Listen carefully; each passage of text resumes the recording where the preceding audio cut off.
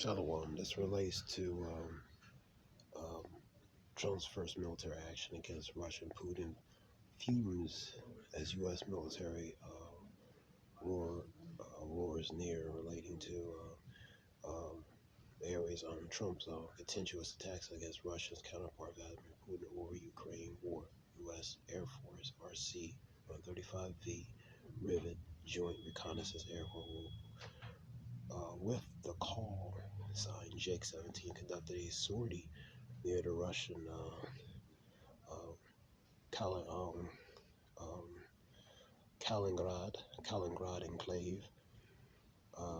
Kaliningrad um, enclave taken off from UK base on Tuesday. The plane crew was over 30 personnel, including electronic warfare officers, skirted uh, Kaliningrad, um, Kaliningrad, yeah, located between NATO members and Lithuania and Poland for returning to UK. This is under the Copyright Act, 1976, or Fair Use Act. This is only for educational purposes only, use only, and for intended for only educational purposes, use only for this video and for information. So that relates to this India Times report.